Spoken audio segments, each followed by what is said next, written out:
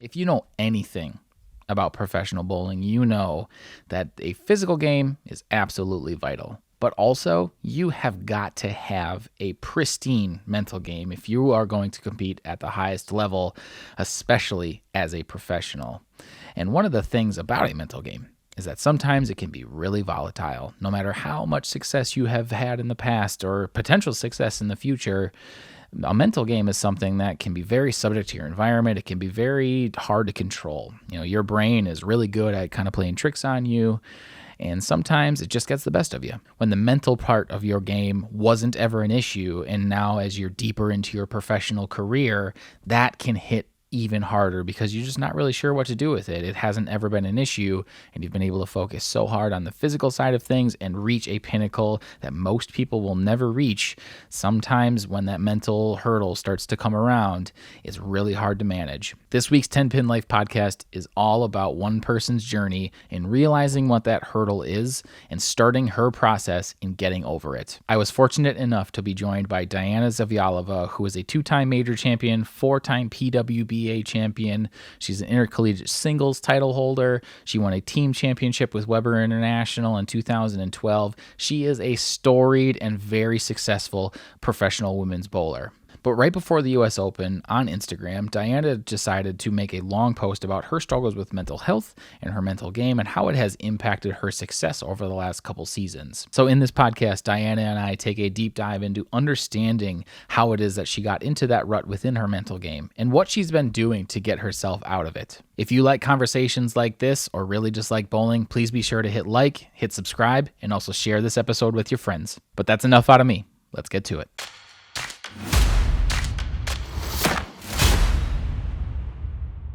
Well, yeah, actually, if it's okay with you, I have an idea on how to get started. A part of this is where I'm kind of running fast and loose a little bit because, you posted your note about mental health to Instagram, and immediately I was like, she has more to this. She has more to say because there's, as much as written word is great, I know that there's more to this. So to start off with, for those people that may not have seen it, your caption on one of the pictures that you posted on Instagram about a month ago now was, "Don't let yourself stand in the way.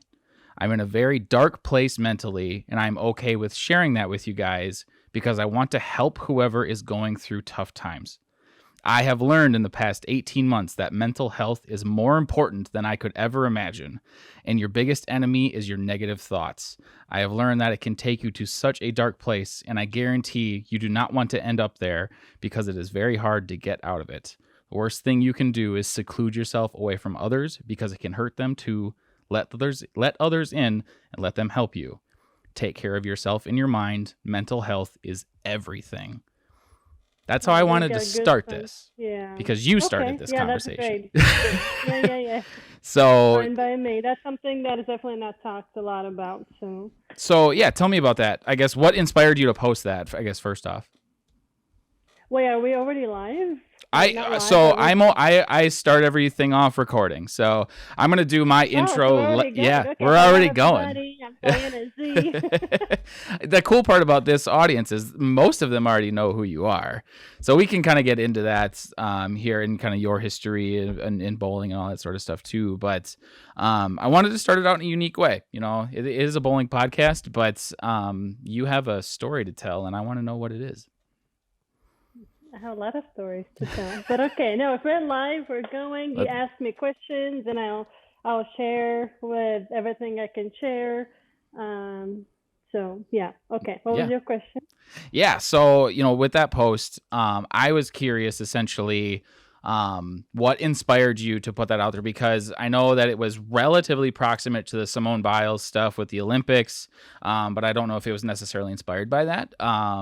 And I also know that it was right before, it wasn't 2019 and 2021 seasons probably weren't up to the level of success that you were probably hoping for. So I'm sure that there was a lot of that behind that. And then it also kind of propelled you to making the show at the US Open, which is pretty awesome. But I guess what was the state of mind in making that post on Instagram, and kind of what were you hoping to convey or just get out into the world? Yeah, there was a lot of things. Social media is such a, I would say, dishonest place. Hmm. So because most of the time we want to share the best things that happened to us, like, oh, I won the Queens, I won this, like I just bought a car, I did this and this, right? So very rarely you see these posts that are talking about not so good things, right? And mental when people think about mental issues, it comes off as negative. It's like, oh, maybe that person is not okay, like mentally something. So it's such a Hmm. negative thing. So I think that's why a lot of people are very scared to even talk about it. So, and, I'm on social media more than I should be. And, I've read these comments from the other bowlers, meaning like the bowler would post a video, because she practices every single day. And the comment is like, oh, you're the hardest working person, and so forth. But just because I don't post that I practice every single day and I'm, busting my butt off at the gym, it doesn't mean that I'm not, working so hard. So it was Hmm. just like, it made me realize how social media is such a different world.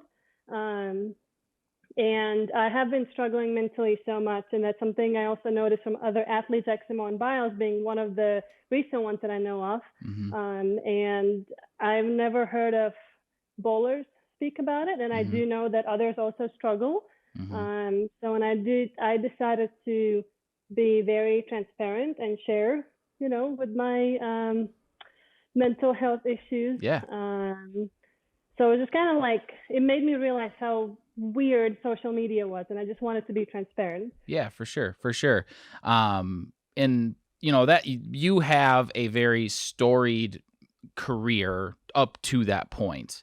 So, I think what we can do is basically pull it, how like Quentin Tarantino writes movies where he does the ending at the beginning and then he goes and circles back to like, this is where we started in 1985 or whatever it is. Let's try that. I've never done this before in a podcast form. We're just winging it a little bit, but Okay. tell me a little bit about how you started. I know you started at 10 over in Latvia and I guess what if you could give the short story of the origins of your bowling life. How do you tell that story? Yeah, it is a very long story, but basically, I love sports. Like I was gonna be an athlete no matter what sport it was gonna be. I Hmm. used to do like 10 different sports at the same time, and I just fell in love with bowling. And the way I started was my dad was just bowling for fun in league, like once a week, and he had one ball, and I had nothing to do, so I went with him. And then I decided to bowl also, like in other lanes, and I just had so much fun. And this one lady, just she happened to be there, and Hmm. she actually was a coach. So she came up to me and my dad, and she was like, "Oh, like it looks like you're having fun, and you have like these little, like techniques that I've never even heard of before."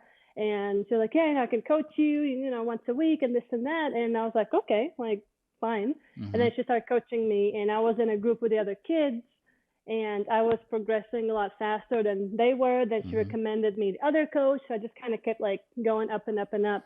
And in I don't know, I was like 13 or 14 years old. So we Hmm. had Sid Allen and Ruben Garagosian, two worldwide known coaches. So they decided to come to my country and start a bowling program because we didn't really have like, pro bowlers or big coaches, anything like that. So that's what Hmm. they were doing. Hmm. And they saw me and they said I had so much talent and, I could be a superstar one day. And I was like, oh, superstar, I want to be a superstar. So it kind of like, inspired me, and I was working really, really hard. So I bowled 7 times a week and for many, many hours, and I just got better and made Team Latvia, won Hmm. medals for my country, and then I decided to go to college in the Hmm. U.S. And I was between Wichita and Weber, and I chose Okay. Weber because of the weather, because I like Yep. nice and sunny, and I already knew some people from Kegel from the Okay. the travels that I've done, Yep. so it just made my decision very easy. And at the time, there was no such thing as a women's store because Yep. it was gone. Hmm. So and yeah, so when I graduated, I had about a year.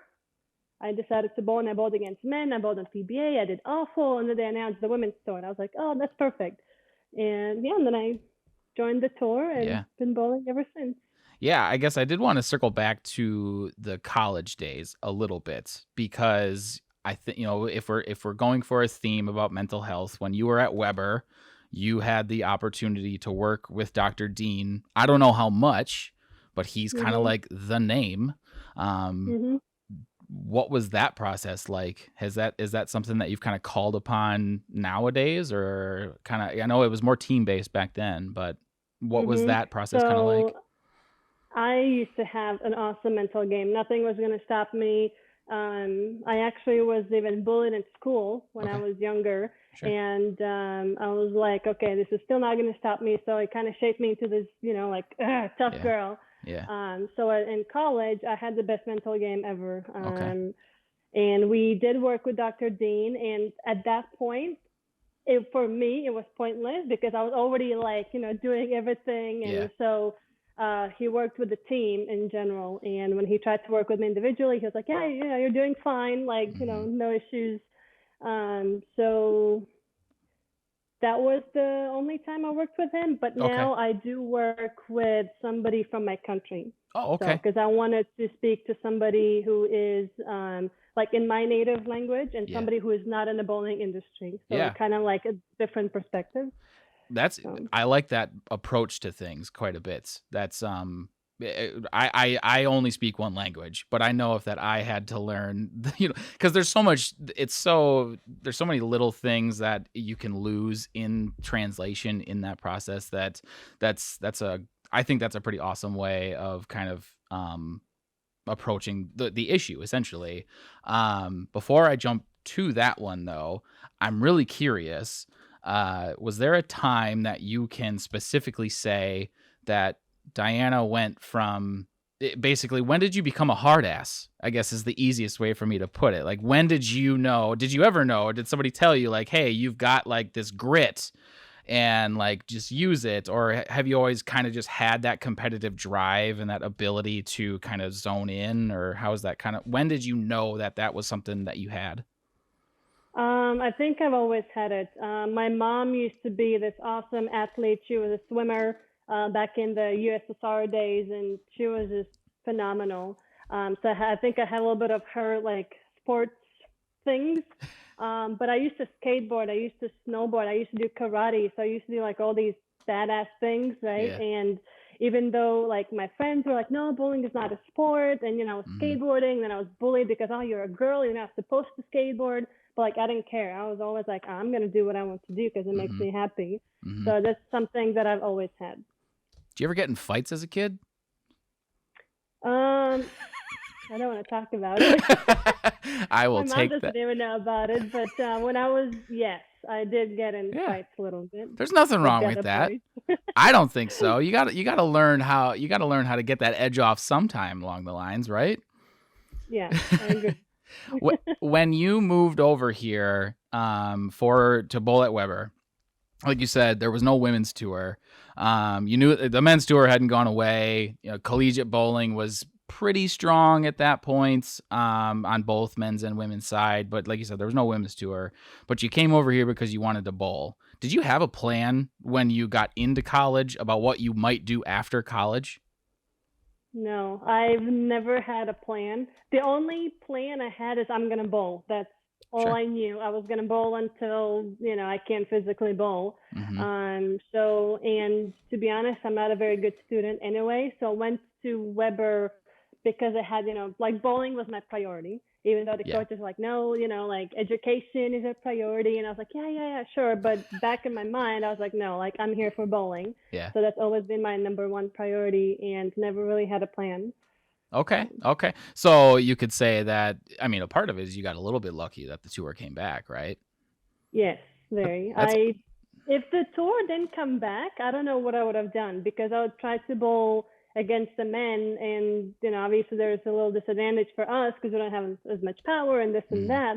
Mm-hmm. So I don't know what I would have done. So I'm grateful that the women's tour is back. Yeah, yeah, absolutely. I think it's been a huge blessing for the sport in general because one of my opinions, for whatever that's worth, is that the women are better bowlers than all of the men because you actually have to play the lanes the right way. You can't just get Yeah, I in agree. and wheel on it and overpower everything. And it's kind of like like when I watch golf, you can like if you watch or if you're a golfer, if you ever watch golf, like you can appreciate how hard something is. And I think the women Mm-hmm. highlight how difficult bowling can be when it's done the right way.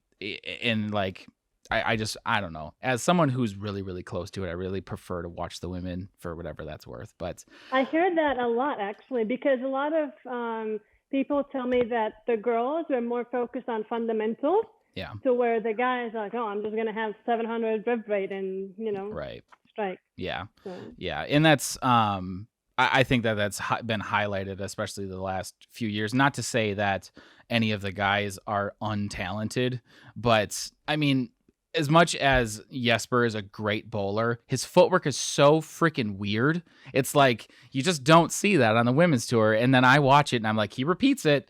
He's got a lot of yeah, talent. He's really good at it, but man, it makes no sense at all. yeah, but even Walter Ray Williams, one of the Yep. greatest of all Yep. time, like if you just look at his physical game, it's awful. Like It's, how can you even repeat that? yep. But he has the most titles out of everybody on this Yeah. planet. So, Yeah, it's insane. I will never understand how he turned the best horseshoe game in the world into the best bowling game in the world. yep. I love how that's just bowling is his second sport and he's the best that there ever was. Yep. So you graduate from college, you got your degree in I believe sports management. You Or kind of business management. or Yep. yep. So you've got this like year of not really sure what's going to happen, and then thankfully the women's tour comes around, and in that, I mean, you won the Queens when you were a senior, going into your senior year of college, if I recall correctly. You win the intercollegiate singles championship, your singles for your senior year. So you're like as high up in the bowling world for your age group as humanly possible. You graduate a major champion and a singles champion. Mm-hmm. Where was your head at when you graduated college? I wish I knew, because I want to get my head back to that. Yeah. Well, I guess it goosebumps, like just thinking about back then when things just seemed easy. I honestly don't know where my head was. I was just, bowling what I could, and I think the biggest difference is now I bowl for a living, so it is such a big pressure that a lot of people don't understand, because with this is what I pay for my house and car and like everything, right? Back then I was still in college, so Right. I wasn't doing anything for a living. I was still studying, so I didn't have any pressure at all. So I just bowled because I love the sport.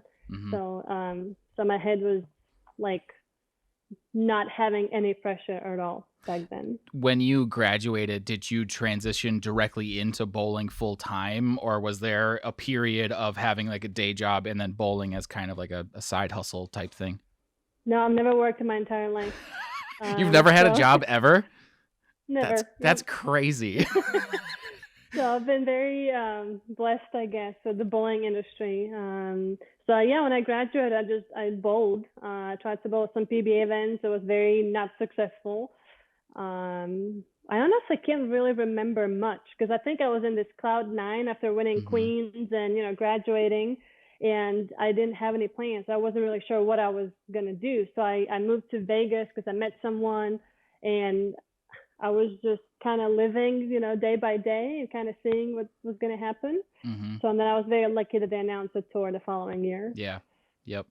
And then tour comes back around, and first couple years, let's see, because you won the Queens again in 2017, but you won a title the first year, if I remember correctly. So you have four titles, two of which are majors.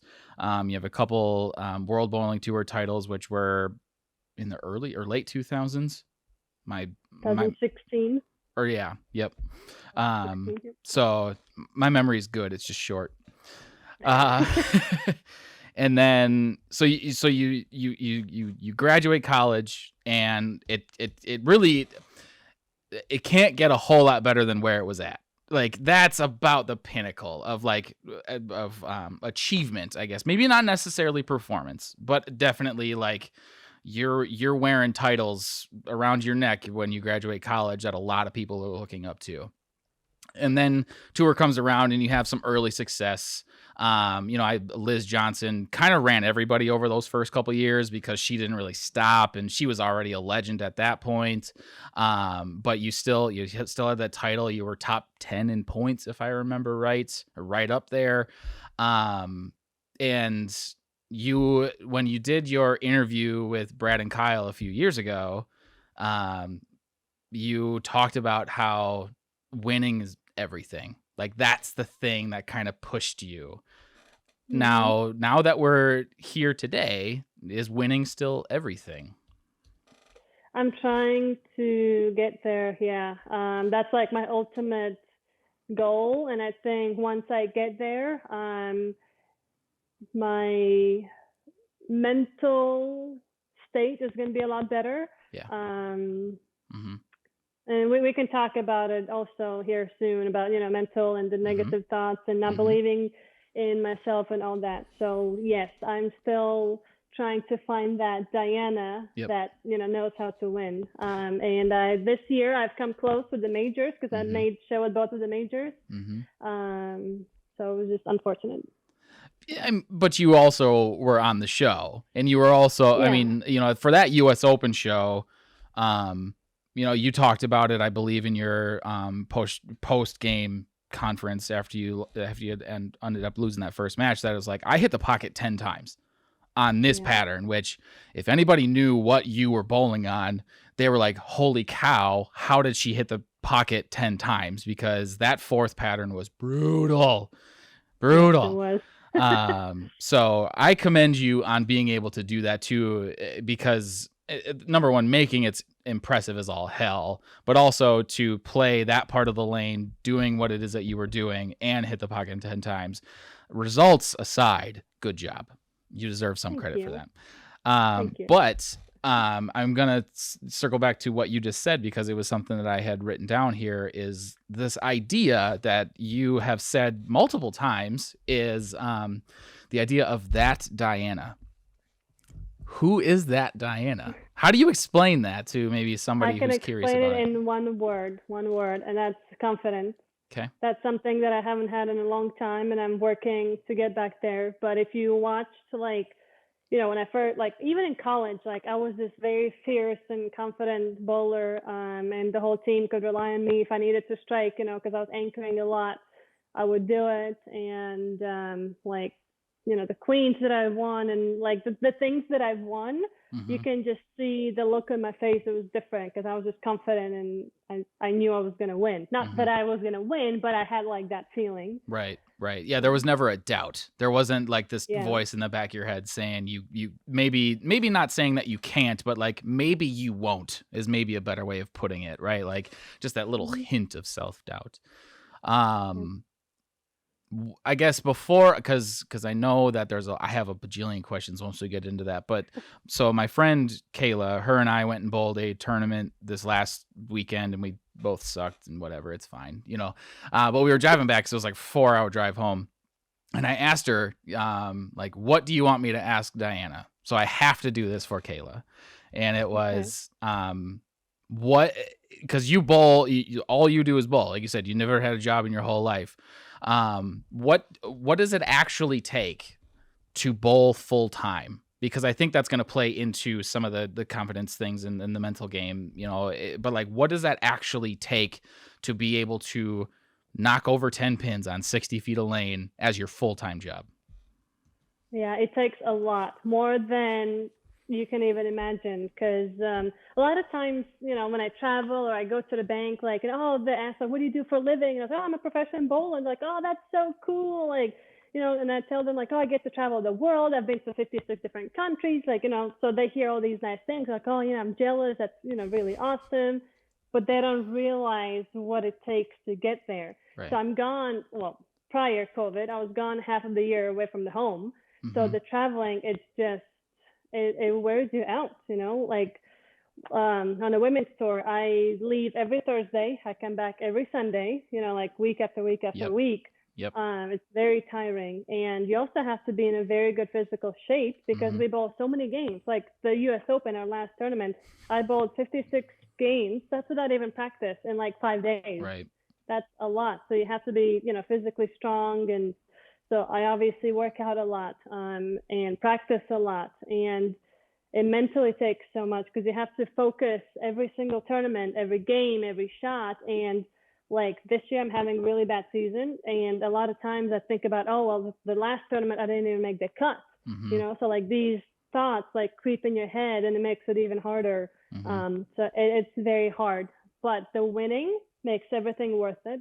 Okay. So is it fair to say then that winning is still everything? Is that still the mindset? Like that's still like the ultimate driving factor for you? It is 100%. Okay. Then okay.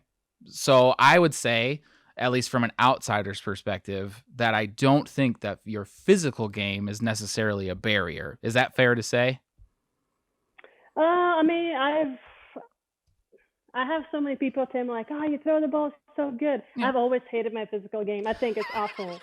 Like I always hated it. Everything about it is awful, in my opinion. So I tried to fix it and change it and make it to where I like it, but then I realized I'm never gonna like it. So as long as I can just repeat what I'm doing. So yes, my physical game is good. I proved it at the U.S. Open. But I'm never gonna like the way I bowl. So. That's crazy. I mean, I can't really fault you, right? Because everyone's got their own thing, but like you got to tell me why that is, at least a little bit. Like, what is it about? Is it anything specific, or is it the whole thing?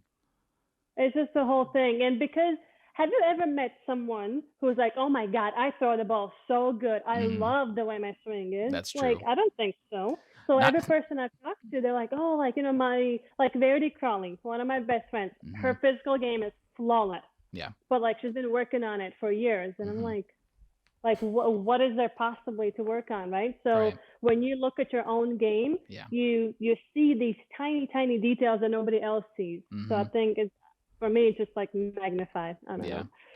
Do you know, does Verity grind herself into the ground in a similar way that you do? Because I'm extreme. Yeah. Okay. All right. Because she also like at this point she knows that she throws it really good. Yeah, that was my dog. It's all good. My dog's fine. But she knows that her physical game is really good and she believes it. So also that's why she's performing really good now. But yeah, I'm just extreme. I know my game is not as bad as I think it is.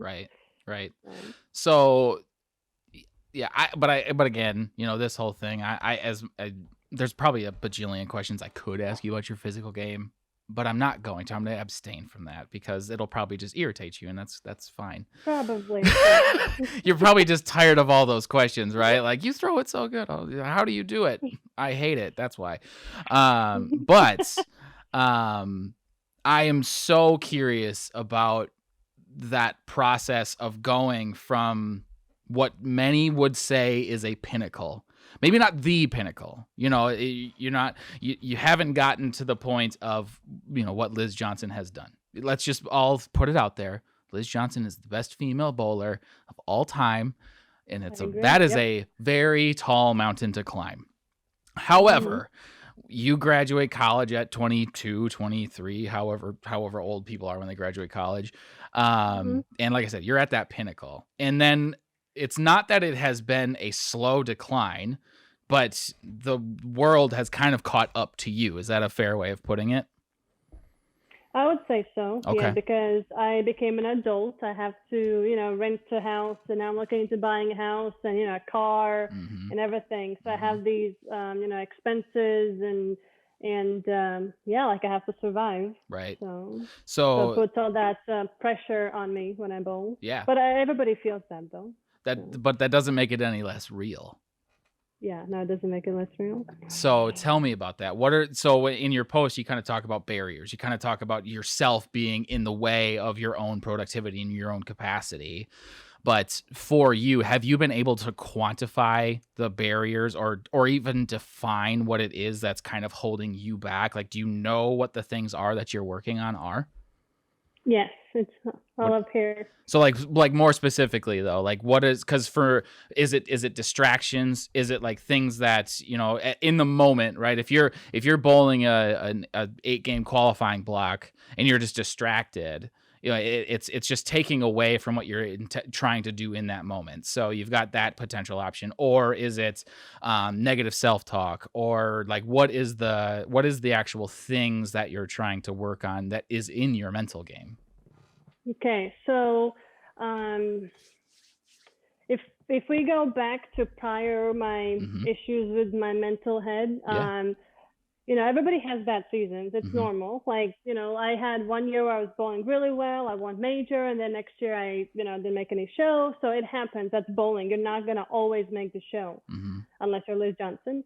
But that's true. But like I actually reached out recently. Well, like a few months ago, I reached out to Jason Belmonte because one of the recent years he didn't win a single title. Yep. And for the world, it's like, oh my God, how did Jason Belmonte not win any titles, right? Yep. When he was averaging of winning like, I don't know, 4 or 5 titles a year. So everybody saw that season. It was like, oh my God, what happened to Belmo? And then of course next year he comes back and he wins Player of the Year, whatever. And so I thought that's what was happening. I just had a bad season. So, you know, I was reaching out for help because at this point I was done with, you know, not winning and making the shows. So we got on the phone and we talked for a long time, and he helped me a little bit. So it was nice to hear like his perspective, and it happens. Like it really happens, right? But then I was still bowling really bad, and I had 3 events in a row on a women's tour this year where I didn't make the cut. Like not a single cut, like 3 events in a row, which in my opinion, it's unacceptable, like at my level, right? So like, okay, like something is really happening. And then I started analyzing, okay, what really is happening? And it was the negative self-talk. And I, like before this whole issue, like if you ask me before the tournament, like, oh, are you going to win? I'm going to say, yes, of course I'm going to win. That's why I'm here, right? I have this confidence and everything. But then this year, it's like, if you ask me if you're going to win, my answer is no. Like, I'm not going to win because I don't think I can, right? So something must have happened in my head, and I decided to get help. And working now with a sports psychologist from back home. And like, she was asking all these questions. So she was just trying to understand what really happened. And she dug really deep. And we realized that in 2020, the women's tour didn't happen, right? So they canceled the tour. But a month before that, my grandma had passed away. And she was actually the one that raised me when I was younger. So I lived with her and everything. And I never experienced like a family death before. So it's something that hit me really hard. And because of the COVID, I couldn't even fly home. I couldn't even go to the funeral, like nothing. And the way she passed away, she was in a hospital, and even like my mom couldn't come see her. So it was just a really, really bad situation. And then a few weeks later, they announced that the women's tour is canceled. So it was like 2 like major losses, like within such a short period of time. And then it just kind of went downhill. And then I wasn't like, when the tour came back, in January we had the swing, and I did not bowl very well, and I realized I started talking to myself very negatively. So and that's like with my post that I was saying that I got in my own way, and I have many examples, but one of the recent ones was when we had a tour stop in Arlington a few months ago. I was in the show, like going into, I don't remember now, I think it was 4 games or something, and I was doing really well. And then going into that one game, I had my mom there and I had my boyfriend there, and I came back to my boyfriend. I was like, I'm gonna bowl like shit this game. And I turned around and walked away, and I shot 120 something, my career lowest game. So I already told myself that I'm gonna bowl really bad and I'm not gonna make the show. And of course I missed the show. So that's just like one of the examples of like, you know, I got in my own way. Yeah. What stirred that thought out of you? What made you think you were gonna bowl so bad that game? It's just this devil sitting on my shoulder and telling me all these bad things. So Was it like a bad that pair, or was it like because you were no, in the show, right? So it's like by the numbers compared to the field, you were well above, where everyone else was. But what was the it's thing? recently I've been talking very negatively to myself Mm-hmm. about Mm-hmm. myself, like, oh, like when I need to, have a good game to make the cut or show whatever, I fail. Like that's the one, like I've Mm, been, saying like, oh, I'm a failure, like I'm not mm-hmm. good enough and this and that. So it was like, oh, okay, well, here we go again. I have a chance of making the show and I'm about to shoot an awful game and I shot 120. Like Mm-hmm. how, so I told myself this is going to happen Okay. pretty much. So those are like the negative things that Yeah. been happening to me, and Mm-hmm. I've done it to myself, Mm-hmm. and that's something that me and my psychologist are working on to fix that. When did you realize it was a problem? How long did it take? Like into the Well, season? in that situation, when I shot 120, Mm-hmm. and then I missed the show, and I got in the car, and I drove home, and Yeah. Verity, she actually was number one Yep. seed, and Arlington is only 30 minutes away from home, and I was so frustrated and embarrassed and everything that you could think of, so I went home. Mm-hmm. And I wasn't even there to watch my best friend bowl for another title, Yeah. right? Because she was the number one seed. Yep. So I just secluded myself in this bubble, and that's another thing that I meant when I made Mm-hmm. that post. Mm-hmm. Don't push other people away, and Mm-hmm. and at that point, the girls, they already died. They didn't know what was happening to me, so Mm-hmm. they just thought I was just being angry and whatever. Yeah. But I hadn't shared what I was going through with them at that time. So then Right. after the event, we talked and we cried, and Mm-hmm. I shared everything with them. So that's what I mean. Like if you do go through something, Mm-hmm. like share with your closer ones because they're always going to be there to help. Mm-hmm. There's something as a spectator that's interesting because I watched that show, and in the background, you can see Daria watching during the title match, and I didn't know anything about your story about how you left early and all that, but what I noticed was that she looked to be like the most down in the dumps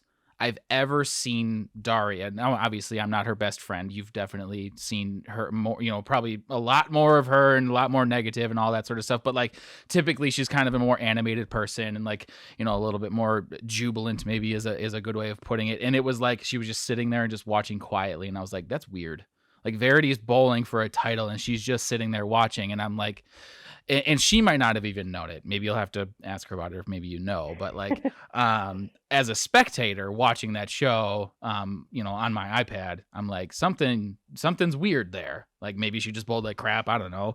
But I that's when you talk about opening up, when you talk about having a close-knit group of friends, how has the process of that vulnerability gone? I guess maybe is what I'm curious about, because it was very obvious to now that she was probably wearing that pain for you a little bit, right? Because she's close to you and she doesn't want you to feel that negative emotion.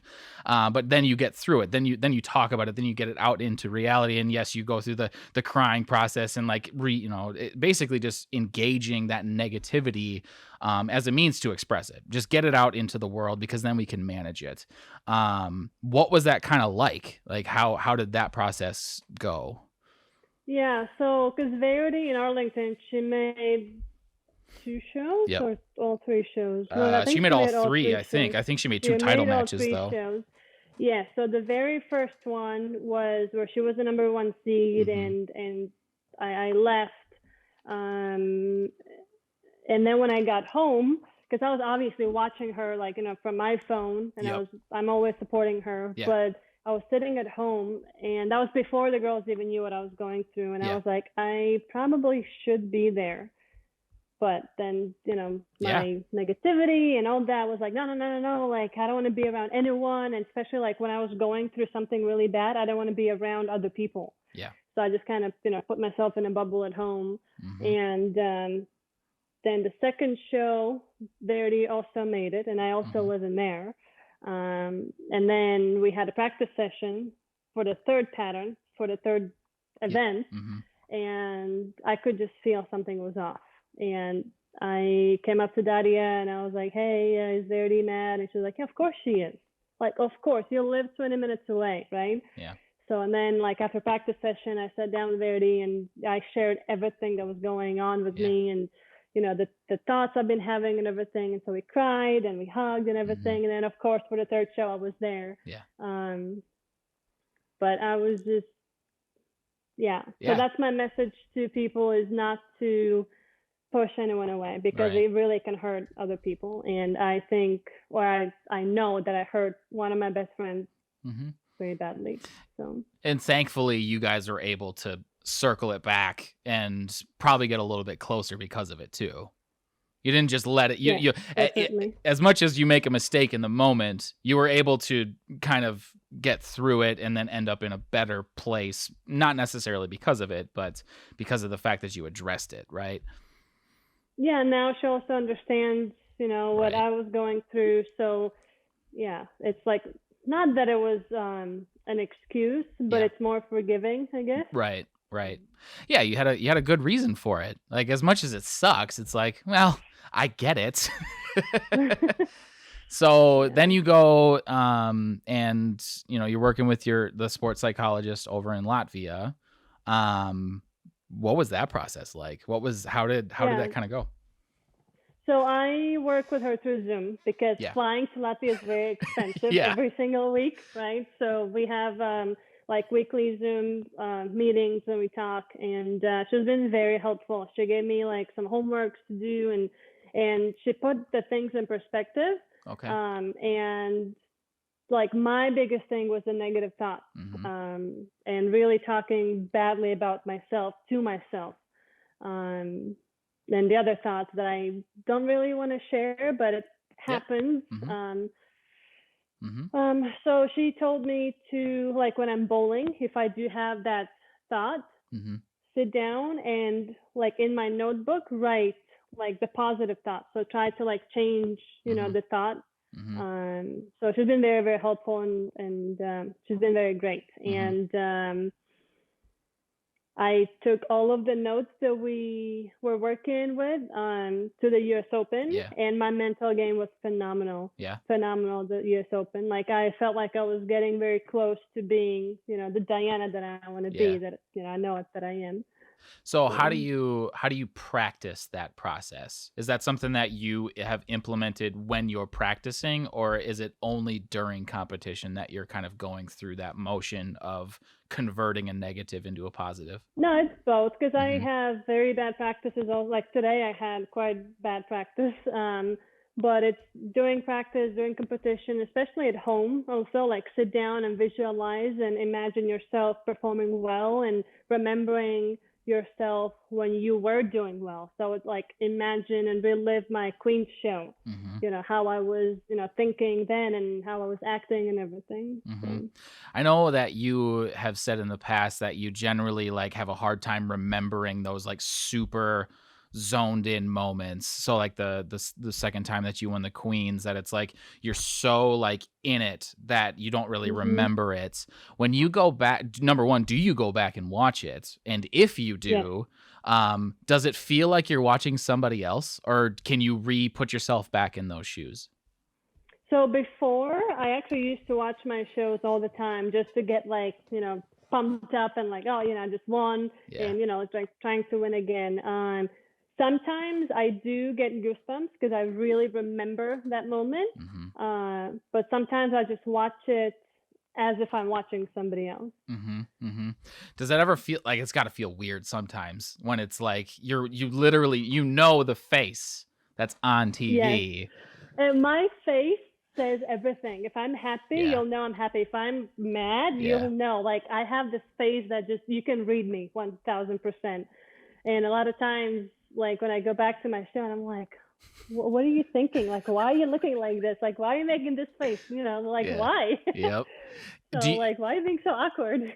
Would you say that, prior to kind of realizing, that you've had the issues with your mental game, that you bowled generally angrier, or like was there like what was the general like emotion of what like when those times when you're really just kind of running the field over and winning tournaments? I've had both where if I'm angry, like I Mm-hmm. said, if I miss a spare, which I hate, like, oh, Yeah. it drives me crazy when I miss a spare, I'm going to become angry and I'm going to start striking.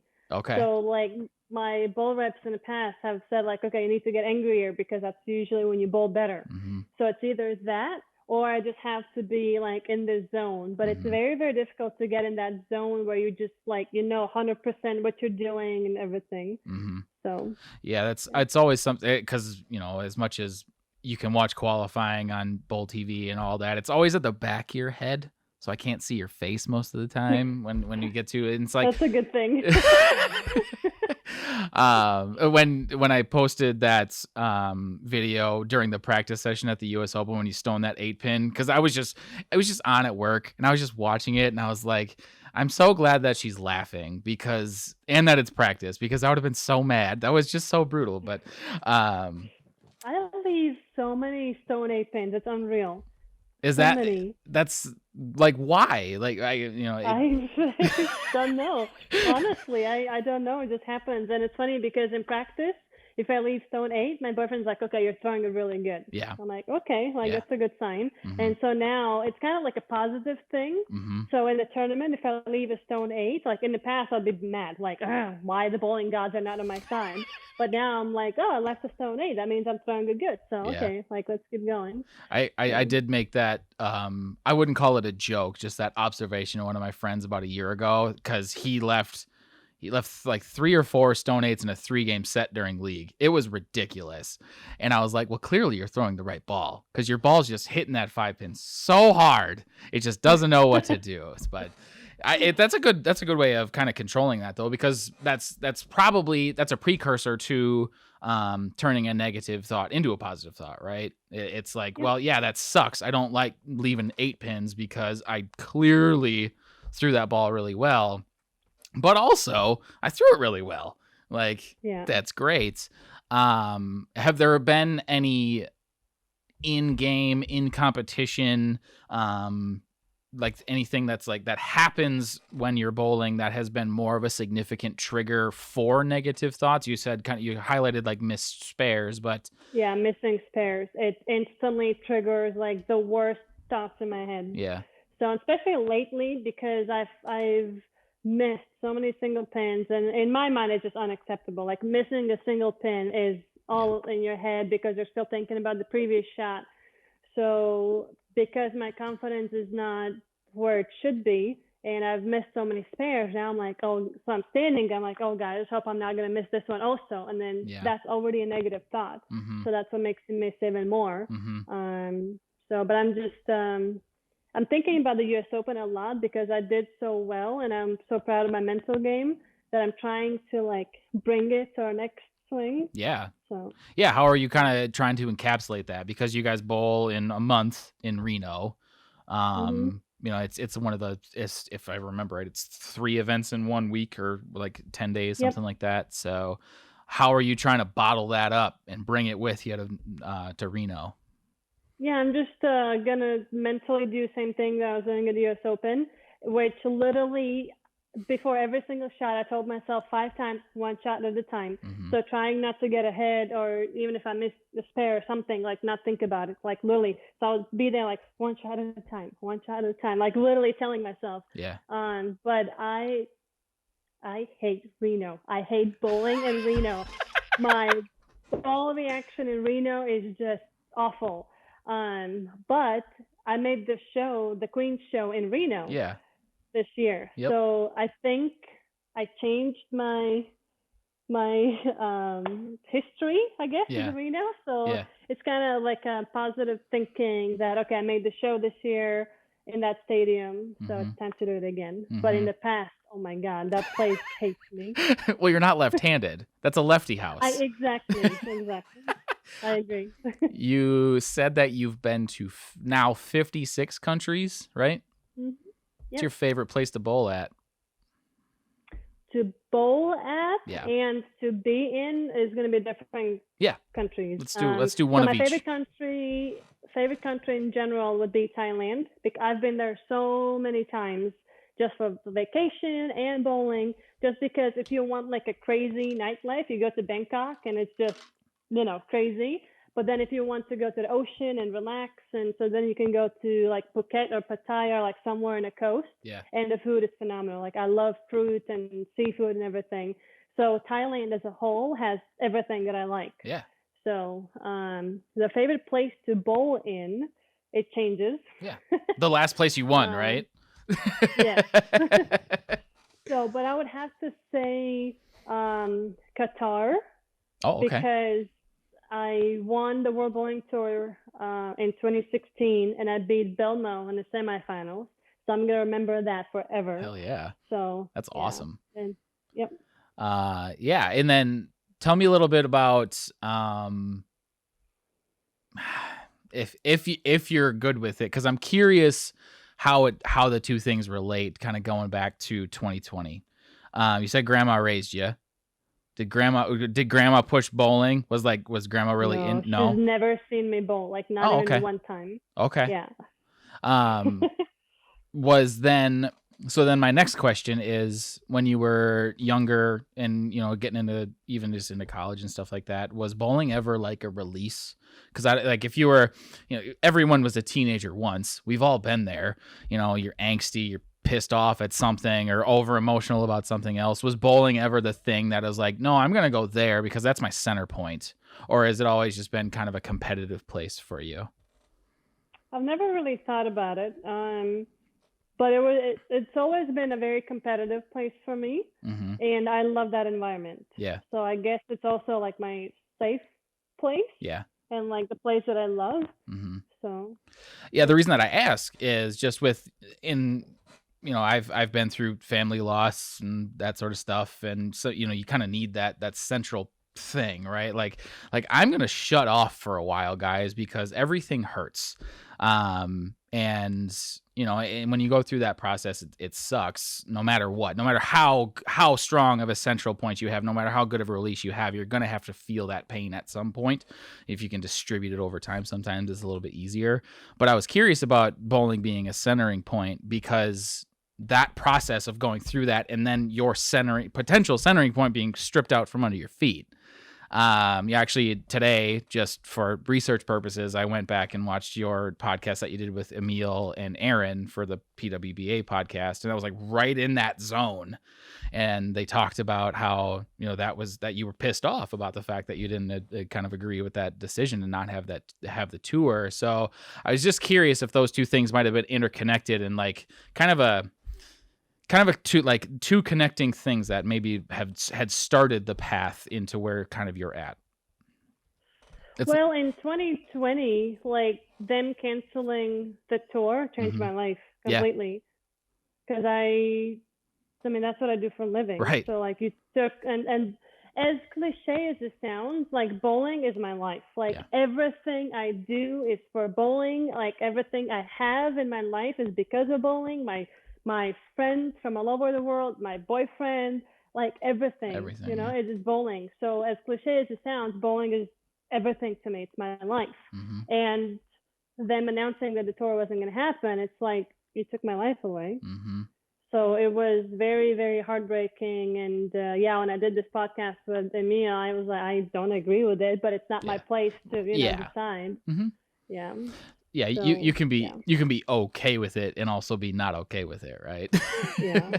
So how did you survive 2020 if you've never had a real job? I just like everybody else. I mean, I've had some good seasons in the past, and I'm fortunate to have really amazing sponsors. Good. So they helped out, and just try to survive just like everybody else. Yeah, it's just it's one of those things where a lot of people had their livelihoods kind of just taken out from under their feet. And I'm glad that it wasn't something that got to the point where you couldn't do it anymore, because I think that's a lot of people that had more prototypical work lives, everything shifted. So I'm glad that wasn't taken away from you. But also because of COVID and because everything was happening, I was pretty much forced to have a plan B. Because I didn't know if the tour was going to come back. Nobody knew because, Right. they took a loss. Everybody took a loss, right? And the women's tour already folded once. So it didn't Right. mean that it couldn't fold again. So I Right. had that thought in my head also, like, what if it doesn't come back? What am I going to do then? Yeah. And then my boyfriend was like, so what's the one thing you're passionate about? I was like, well, fitness. So when I went ahead and I decided to become a certified personal trainer, Oh, awesome. Yeah. and a nutritionist. So I already have certifications in that one, and now I'm studying to become a strength and conditioning coach. So if something happens with bowling and I can't bowl, then I can be in the fitness industry. Nice. And that's a multi-billion-dollar industry, and it's not going anywhere. But also, I do have some plans of combining bowling and fitness and helping other people to get in better shape. That's awesome. So, That actually so one of the things that I'm super curious about, because you've been around since the reinception of the tour, and you are one of the more popular, I don't want to say that there is a most popular player on the women's tour, but you're definitely upper echelon, like A tier from a popularity's perspective. What would you say, or what, in your opinion, what is something that the bowling in general could do better to grow the sport? find sponsors. How? Or That I guess way, I guess give me more on that one. Maybe not. I'm not worried about how you're going to sell them, but like, I guess my ultimate, like, a dream is to be an Olympic champion, right? So I think I can speak for everybody in our bowling industry that we would love to be in the Olympics. Yeah. So, but in order to get there, I think we need to have bigger prize funds, and to do that, we need to find sponsors. So, and that's something that is not easy to do also. But if there's one thing that I could change is to have a prize fund a lot higher, because if you really look at professional bowlers, we don't get paid nearly as much as we should. No. Because we are the best that there is, right? And if you look at any other sport, like the best in their sport, I mean, they're making millions. Yeah. Right. Yep. So it's just so sad in a way, but I'm hoping that in the future that can be changed. Can I throw a theory that I have at you, because I'm curious just what your take on it is? Sure. So Tell me. one of the things that because I am of the same mind that I want professional tier bowlers to be able to make not just a living, but to be like, financially as successful as every other, at least get closer. Maybe not as much, but like you said, like the Major League Baseball minimum salary is like $500,000 a year to just ride the pine. They have to go through a lot. They got to pay their dues in the minor leagues, but once they get there, because everyone pays their dues in every sport. You paid your dues. Everyone does. But once they get there, there's a big old pillow for them to sit on of $100 bills. So one of my ideas and theories and ways in which I would love to just experiment with is sponsors want attention, right? They want people to see their brand names on television, on social media, that sort of stuff. You're affiliated with different brands, Storm, Turbo, specifically industry. I think you've got a couple outside the industry with the health and fitness stuff now too. But it's attention. They want eyes. They want people to see what it is that they're trying to do through the vehicle of people who are excelling in what they do. And it's my personal opinion that if bowlers were to become popular utilizing social media mechanisms, regardless of how well they are actually bowling. Like, you can be an average bowler and still generate a lot of attention because social media lets you. We all are entertaining in our own ways. We all have our own insights. We all have our own ways in which to engage social media.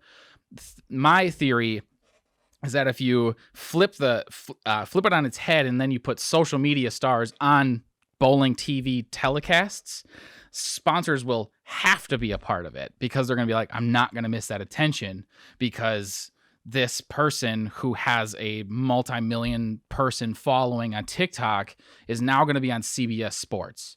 And I have to put my brand on that.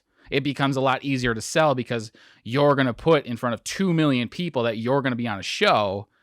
And then, say 10% tune in. That's 200,000 people. That's a pile of people. That's a big audience for a sponsor to latch onto, but you're taking the power back. Like you're taking control over building the audience rather than waiting for CBS or Bolero or some of these other big, large entities to give you the platform for you to excel on. Now, I could be completely off base there, but I'm curious what your opinion is on that matter. Yeah, I've never had that kind of thought. I like it. But then at the same time, if you're going to have somebody who has, let's say, 10 million followers, just, I don't know, a makeup artist or something, and he's going to be on our telecast commentating. Oh, no, I'm saying you, Diana, would become, you utilize the platform of TikTok to generate a following. Like you're the TikTok star, not a makeup artist or something like that. I don't know how to be one. Sure you do. So if you want to be my manager, I'll reach out to you and then we can decide and have a business plan and everything. Because I'm awful at social media. And I know that's like our world nowadays. Right. And I hate it. I hate social media. Okay. Because it's like I try to be as transparent as possible, right? Yeah. But then a lot of times you have these people that want to say, because everybody has haters. I have haters. I have awesome fans. But those haters, they don't mind getting behind the keyboard and typing, like really hurtful things. So, and there's so much in social media like that. And in general, I hate social media. I'm on there just because I have to promote my sponsors and, I want to promote the sport.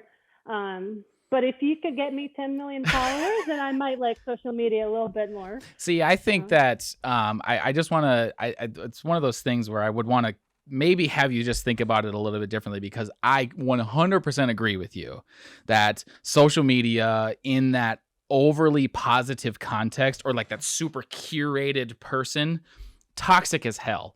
I don't want to be a part of it. Yeah. I'm out. I just, you're clearly not that person. No one is. We're all full of error and flaws and mistakes and whatever. But one of the things that I found very interesting, and I'm curious what your feedback was after your post on Instagram, actually from your audience, is the more vulnerable that I've been just personally, utilizing those channels, actually the better feedback, the better engagement, because social media from about, because 2004, 2005 was MySpace, and then Facebook comes around and Instagram. Like when Instagram filters really hit, that's when that like curation kind of really hit a peak. But now I think it's starting to turn the other way. Now I think it's people want stories. They want people to be on the internet. And I think that super curated way of doing things, it's still going to exist. There's still entertainment value to that. People are always going to do that. However, there's also a massive opportunity to be really, really real. So you made that choice. What was the feedback like? It was actually very good. And I think, and I agree with you, and I think people are also realizing that they're starting to like the transparent and like the real things on social media, because everybody's so used to the filters. Like, and most girls are guilty of using filters because they want to make ourselves look better, but it's filtered, like it's not real. It's not you, right? It's like, that's why I hate social media, because it's all like the perspective is, you want everybody to see that you're beautiful, you're glamorous, my life is perfect, and I have this and this and that. So people don't want to talk about their, like the bad things that happen to them, right? So, and I think now when people are real, they appreciate that. So when I did make my post, about mental health and the other posts, I've actually had a lot of people reach out to me, the pros reach out to me personally and saying like, oh, thank you for sharing this because I'm also struggling with my mental health, but they just decide to do it like quietly, like they're trying to, not talk about it, because I think people are scared to share something bad that's happening to them because the other people gonna say bad things, right? But I guess my message, especially about the mental health, is it's okay. Like just because I'm struggling with the mental health doesn't mean that something is wrong with me. Like it's just I'm seeing a psychologist. It's like a doctor, for my brain. So, and it's something that it's okay. And there's so many people that go through it, and you're not alone. And that's why I wanted to speak about it, because there are so many people that go through it, and it's okay. And I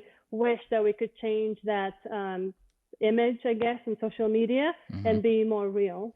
See, and I'm telling you that's the opportunity. That's where it lies, because it's not that the only thing that it's waiting on is you. The only thing that it's waiting on is people to go to make that choice, to be vulnerable, to put it out there. And yes, it's scary as hell, because all of a sudden my flaws are published, right? Like I have now, like, this thing that's in my head that I don't want to exist now exists to everybody else in the world. Scary as hell. Totally get it. I totally understand why people don't necessarily want to do that.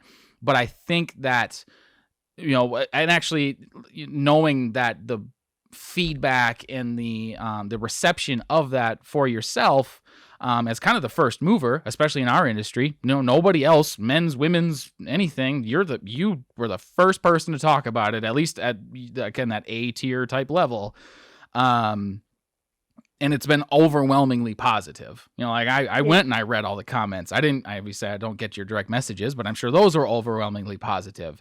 And there's so much that people want those that they look up to be real. And a lot of people look up to you as a bowler and as a human.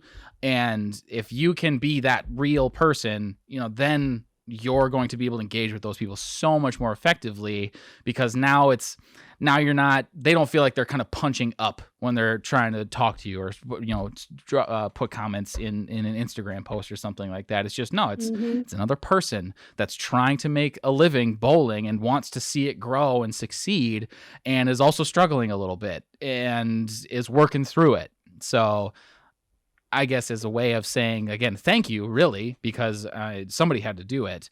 But also, because also I want to add that, like my fans and other people, they look at us pro bowlers and like, oh, they have everything. They're throwing it so good, and it's like so easy to them. But even like, Jason Belmonte had a season that I don't think he even made the show. Like, and I'm struggling with my mental health, and other people, like, it's normal. Like, it happens. Like, we also, like, we are human, right? We're not robots. Like, we're human, and we also go through many, many things in our life. So, just makes us human. So in terms of, kind of, if you had a message that you would want to put out there, how has that been adapted since that post? Or like, how is your process of implementing those solutions kind of, I guess maybe this is a better question first. Do you see the light at the end of the tunnel? Like with me mentally, or with what? I do, especially after the US Open. So, I definitely do. Good.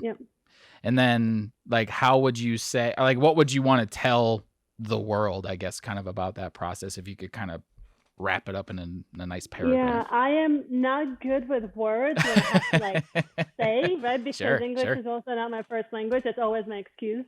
It's easier, like, if I sit down and I write something and I edit and this and that. But you will get through it. You just have to be patient, and don't be afraid to seek for help, because it is okay. Like, it is okay if you are struggling mentally. Go find someone, pay someone who does it for a living to help you. So, and also reach out to your closer friends, because like now me and Dottie and Verity are closer also, and they're trying to be more like uplifting with me and trying to help me also. So, and just know that you're not alone, and a lot of people go through it. for See, sure. my favorite part about asking that question and getting responses like that is what I've done in the past with people in other industries is I'll take that and I'll make that the little clip that goes on the internet and I'm just going to send it to you. So when you're in that dark place again, if it ever comes back, you can just listen to yourself say the thing that you need to have said. And it's funny because I also started coaching in bowling, and I had some people that asked for my like mental game advice. So Yeah. I'm like, I give this whole spiel, like you should, one shot at a time, and this and that, and then I don't implement that on myself. It's like, okay, maybe I should listen to myself like more often, right? Yep. So Do you coach team or do you coach individuals no, or? just individually. Yeah, because I've had a lot of people ask me for many, many years, but I travel so much. Mhm. Like I'm gone half of the year, but then when I come home, I want to be home. I don't want to be like more in a bowling center than I need to be, right? Mhm. So I've been telling people like, okay, maybe in the future I'm going to be coaching. But then when they canceled the World Bowling Tour and PWBA, I had so much time, and I was like, I have an opportunity to coach. Mhm. So I've been coaching quite a bit, actually. Yeah. It was a relatively pleasant experience, I hope, in coaching Yes, and people. I have kids and middle age, and my favorite one, he is 90 or 95 Whew. years old, gentleman. Yeah, he is awesome. Like he bowls every single day, every day. Like I think like between 7 to 12 games, and I'm like, Wow. yeah, every single day. And I asked him, I was like, why are you bowling so much? Like, do your hands hurt? And he's like, yeah, they hurt. But what else am I gonna do? I love this. I just want to bowl. I That's was like, awesome. oh, like that breaks my heart. Like, yeah, it's very cute. He's the cutest. I had a lesson with him. Has there So. been anything that you've learned in the coaching process that maybe you didn't learn in the competitive process? Or like what have you kind of learned about yourself or about even about the game in the coaching process? So most of my students have been more like beginners Sure. to like almost an amateur. Yeah. Those are the hardest ones in my mind to coach because there's so much in bowling, like so much knowledge. Mhm. So when I coach, I try to give you as much as possible. Yep. But then it's like, I'm talking to this person, like explaining about the patterns and this and this and that. And they're just like what? Yep. Like, because I had no idea, right? And I learned that I need to simplify things. Mm-hmm. So, yeah, that's the one thing I've learned, just to like keep it simple. Yeah. Have you Right? found that you apply that to yourself now a little bit too? Even I know it's irritating, but in your physical game where it's like, maybe I'm overthinking this. I know I'm overthinking. And yesterday I had a lesson and she was an overthinker, and I have so many overthinkers, and it's like, yeah, like, and I can relate to that, right? Mhm. So when I do, because I videotape myself every single practice just to make sure my swing is where I want it to be and Yep. and all that. Yep. And then a lot of times it's like, okay, like you need to stop overthinking. Like just keep it simple. It's working. Like why are you even trying to change it? Yeah. So. Well, it's like, how many times have you lost a match in the 9th and then you just absolutely crush the last 3 because your swing's loose and you're not thinking at all? Like I have tried so hard to bottle that up, and it's just like, if I don't care as much, like just let me just breathe here for a second. All of a sudden that swing loosens up and the ball gets off your hand nice and easy, and it's bowling is easier actually that way. But I have to ask, the new hairdo. Yeah, I love it. Talk about this. I love it. What now? You did that when you went back home, right? Yes. Well, Or right before? I've had dreads before when I was, I think, like 15 or 16, because I was still skateboarding and I was this, skater chick. Yeah. And I've always had something with my hair. Like hair is like my art, I guess, if I can say that. I've always had something. And I was just one day, I was sitting at home here and I was like, oh, I want dreadlocks, because it's like I was missing my long hair, like for whatever reason, because I haven't missed it in the last 6 years. And then one day I was like, yeah, I really want to touch my hair. And when I have my short hair, I have to put hairspray every single day. Yeah. And I buy like one of the more expensive ones. So I've spent so much money on just a hairspray. It always has to be perfect. And when I leave the house, I cannot leave without having a product in my hair. And I just one day I got lazy and I was like, okay, I have enough of this. I need to do like something. And I love Amazon. So I went on Amazon. I was like, oh, let me, look up some dreadlocks. And I bought some dreadlocks for $20 and I got them like a few days later. And I tried to put them on. It took me, I think, like 6 hours to put them on, like, because I was doing it myself. Yeah. And they looked awful and they were just awful. So then my boyfriend came home and I was like, can you help me get them all out? So we spent like another 3 hours trying to get them out. And I was like, okay, I'm never going to have dreadlocks again. And then the next day I was telling the story to my mom because I was going to go to Latvia like the following week.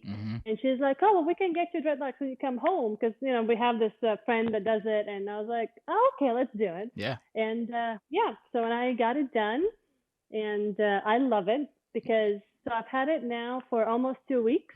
And yesterday was the first time I washed my hair. Okay. Since I've got them done, Sure. so it just makes my life so easy. I know it sounds gross, but it's not as gross as it sounds. It just makes my life a little easier, I guess. I can relate to the not washing the hair thing, but I also haven't had any hair for like 8 years. But no, that's cool though. I have considered shaving it all off too, but I'm also in this stage where I want to grow my hair out, but I'm not sure. But I also love the dreadlocks. Like that, I've always loved the dreadlocks, and it's just, I don't know, one of those things. And I posted on social media, and of course, a lot of them were good. Some of them were not very good. Some of them I had to even delete because it was just too much. Yeah. So, but that's social media for you. It is. It is. I have, like I'm very, very early in this journey, but I did a video last week about nationals and how I think that not releasing oil patterns is dumb. And I'm just a curious person. Like, I'm not going to wear some hater's comment that's got a 170 average out, at the open. But I just read them all. I was like, I want to know how many people actually agree with this idea. And it was like 10% were negative. Like 10% were like, this guy's an idiot. And I realized in that that like how hard those stick. And then I was like, I just really need to not care about this opinion at all. Yeah. And because there's so much garbage out there. There's so many people that have nothing better to do than just dump on somebody else who's trying. And it's just, as much as it sucks that it exists, there was an overwhelming positivity about it too. And it's just like, I'm just going to focus on that. I'm just going to say, yep, that exists. And he's just going to be miserable. And that's fine. He's welcome to. And I'm going to have my dreadlocks and I'm going to love them because it's great. Yeah. But some of them really can like get to you, right? Yeah. Oh yeah. They stick. Like they are much tackier than positive comments because positive is it's you remember for every one bad comment or every 10 good comments, you remember that one bad one. It's like it's a 1 to 10 ratio, and you need. It's not very functional. It's not a great system. I wish it was better. I don't know how to necessarily make it better because we're pretty far down the rabbit hole at this point. But yeah, you're absolutely right. There's just some people are just gonna dump on it for no reason, for no good reason at all. Yeah, but I also wish, and that's something my boyfriend talks about a lot, is if you can't say it to the person, like to your face, then it should be illegal to even type it. Yeah. Right? Because like probably 99% of those people that sit behind the screen and they type all these things would never say that to your face ever. Like I don't think I've ever had like anyone in my face telling me like, oh, like, your hair sucks, or you should cut it off, or like, like mean things. So you're also kind of a hard ass though. I try to be. You are rather intimidating. I've heard that a lot, actually. Do you see that as a positive personal trait? Yes and no. Yeah. A lot of times when we both pro-am, and I love pro-ams, right? Because it's I think it's awesome that, professional gets involved with amateur and they get to meet the pros and this and that. And a lot of times I hear fans be like, oh, you're actually very nice. And I'm like, thank you. So it's just funny because when I bowl, I'm there to kick your ass. I'm Right. not there to socialize. I'm not there to make friends. I'm here to win, Mm-hmm. right? And then after, we can go to the bar, we can have beer and chat and this and that. So, but people, they watch us all the time, so they think like that's how we are 24/7. Yeah. And a Mm-hmm. lot of people are just amazed how like nice I am, like Mm-hmm. in a bowl of pro-am and stuff, and Mm-hmm. it's just funny to me. You don't have to, there's no reason to name names, but has that ever got like that intensity, like ever gotten in the way of like being at least professional, I guess, with other bowlers? Because like, because I'm from Wisconsin, I'm gonna digress here just for a second. In the state of Wisconsin, like everybody is so horribly competitive that like we're almost to the point that everybody that bowls competitively just doesn't like each other anymore. It's very not great. I'm not saying that this is the ideal, but I'm hoping that the tour isn't like that. But has that ever kind of gotten in the way? Yes and no. Yeah. Honestly, I don't care Right. what other people think about me. Like, I care that my true friends, they know who I am, and they love me for who I am, and that's all I care about. Um, there are people that still think that I'm, I don't know if I can say that word, You but can. You're. Yep. You're allowed. that I'm a bitch, Yep. right? Yeah. So, but if that's what they want to think, that's like doesn't affect me. I don't Right. care. Right. So because clearly you're not my true friend because you don't know me. Mm-hmm. But my attitude actually, it's a funny story. So Amanda Fry, okay? So she is a lefty from California, and we bowled Queens in 2017.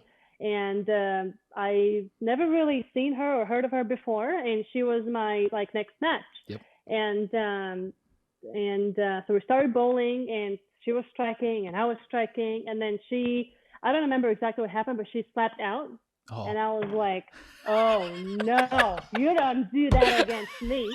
So then I went up, and then I struck, and I started slapping, and we started like yelling. So it was like a very competitive match, right? And I was like, yeah, you're not going to slap against me. Like, no, like that's what I do against you, right?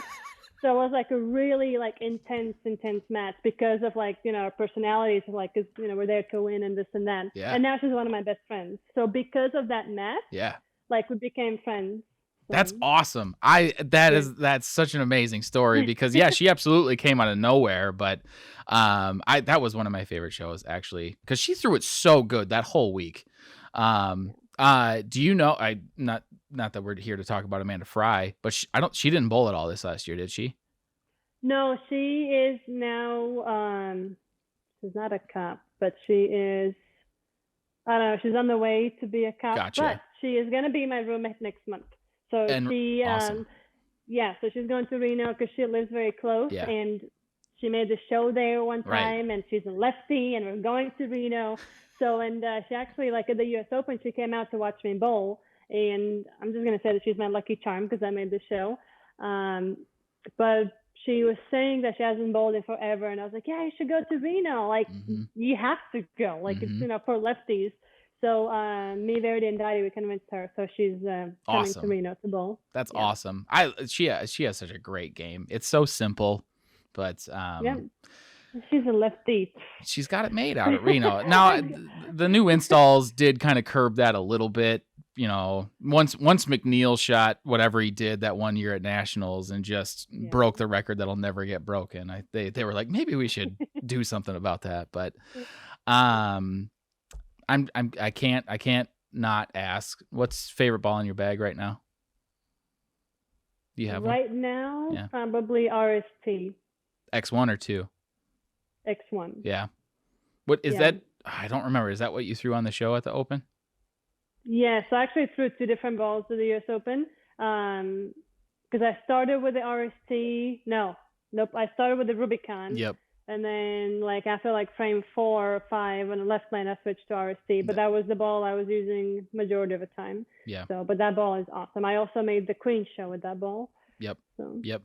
And that choice, because you made the conscious choice, like, was it during practice at the U.S. Open? Or, like, when was the decision made that I'm going to play, like, right of 10 this whole time?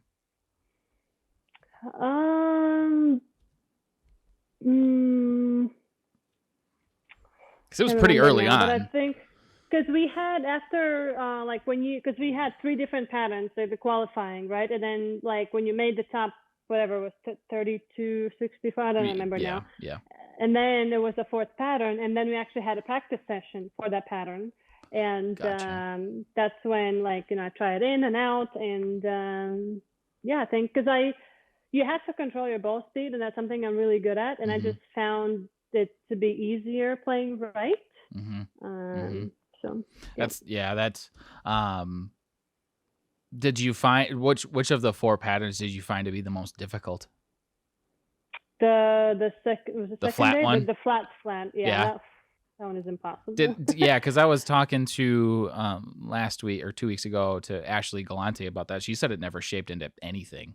Like normally with flat patterns, some sort of friction gets burnt into it at some point.